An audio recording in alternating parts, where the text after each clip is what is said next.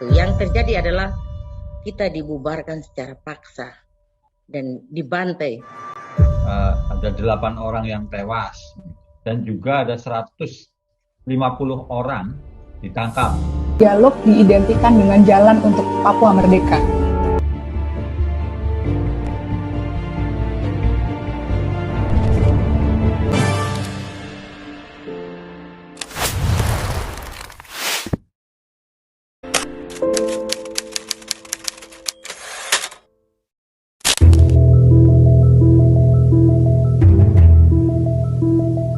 Pasca lengsernya Presiden Soeharto pada 1998, sejumlah daerah bergejolak. Aceh, Timur Timur, termasuk Papua yang kala itu masih bernama Irian Jaya, mengalami pergolakan.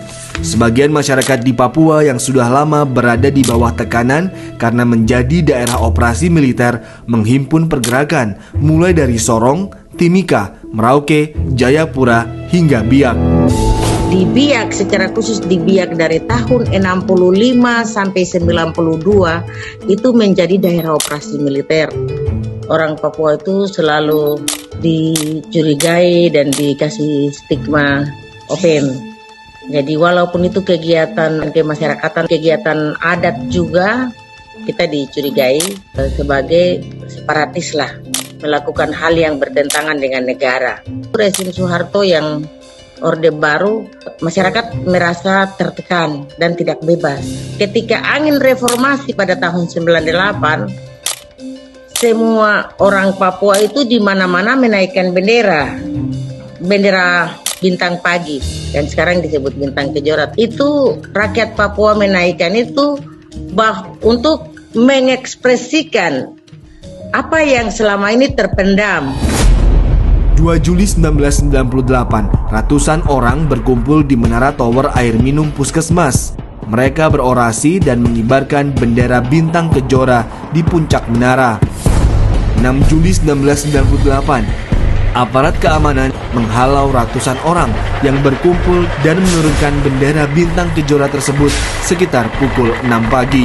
Pagi itu saya dengan teman saya, kami punya tugas itu kami antar makan ke bawah menara tempat berkumpul kami. Saya sampaikan sama saya punya teman, Kunili, ini saya rasa sepertinya ada sesuatu, rasa merinding kan, macam ada sesuatu di sekitar kita. Beberapa menit kemudian ada tentara yang berteriak, jangan lari, jangan lari. Ada truk-truk yang berhenti dan banyak tentara yang lompat dari truk. Ada anggota tentara yang langsung tendang jatuh. Ketika saya jatuh, saya diseret di jalan dan mulai berteriak minta tolong. Ada tentara yang tendang saya dan dia suruh lari supaya selamat. Ketika kami lari, dia tempat menembak ke arah kami. Yang terjadi adalah kita dibubarkan secara paksa dan dibantai. Baik itu tembakan dari kapal perang, dari tentara yang begitu mengepung tempat itu, dan pada saat itu seakan-akan perang. Yang mereka hadapi itu semua kami yang di bawah Menara Tower itu tidak bersenjata. Kami tangan kosong saja. Cukup satu orang saja pegang satu senjata saja mungkin bisa bunuh kami mati semua. Kenapa? Seakan-akan kami ini musuh mereka. Bukan saja mendengar suara tembakan, tapi melihat langsung tembakannya ke arah manusia. Dan itu membuat kami sungguh ketakutan luar biasa. Yang semestinya mereka lakukan adalah datang dan tanya, mengapa kamu menaikkan bendera? Persoalannya apa? Ada apa yang kamu rasakan selama ini? Itu tidak ada pertanyaan seperti begitu.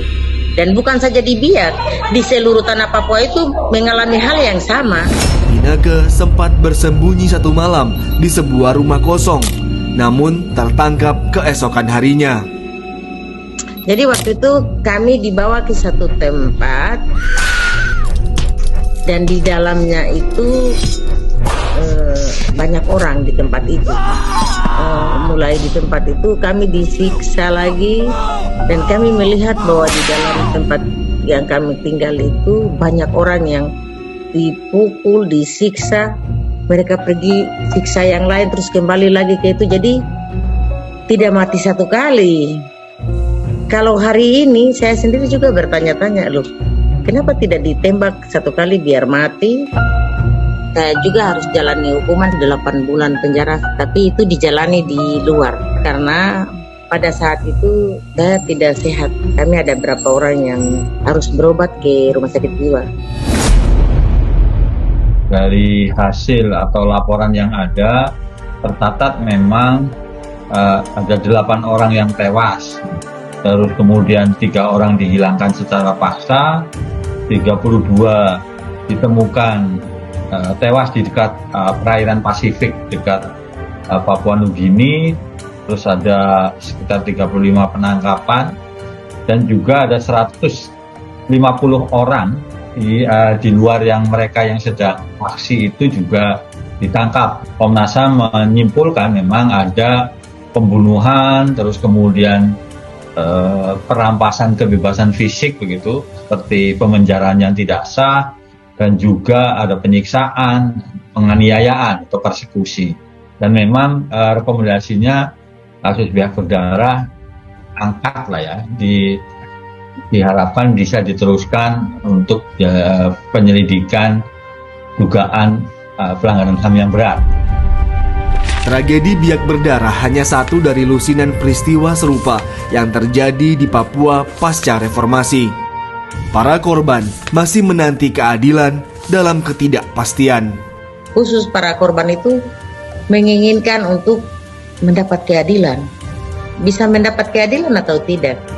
Jangankan kita di Papua, saudara-saudaranya sendiri yang ada di Jakarta dan di tempat lain juga mereka diperlakukan sama seperti kita. Sebagian besar teman-teman mengatakan bahwa kita tidak akan mendapat keadilan dari negara ini, tidak akan.